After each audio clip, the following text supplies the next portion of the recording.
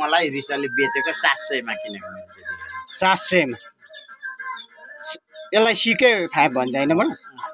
Psycho 5 भन्छ। यो 2025 सालमा चाहिँ हाम्रो बनेको सिङ्गापुरबाट ल्याएको। सिङ्गापुरमा 2025 सालमा चाहिँ ल्याउनु भएको छ हाम्रो भरत बडाले दम्बुवाले, भरत कुमार श्रेष्ठ दम्बुवाले चाहिँ यो 25 सालमा ल्याउनु भएको छ यो घडी चाहिँ। अनि यसो निकालेको लाउरेले निकालेको छ नि।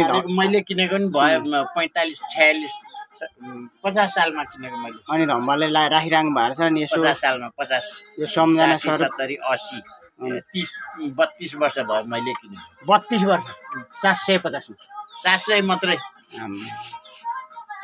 अनि भनेपछि त नि 3 पल्ट चाहिँ बनाउन लगाए। 1500 त खर्च भइसक्यो। 1500 3 पल्ट गर्दा।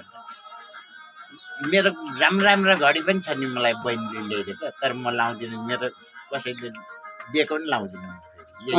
यो त अनि भनेपछि त नि थोरै भयो त। 25 साल भनेपछि त 50 वर्ष भन्दा माथि भयो।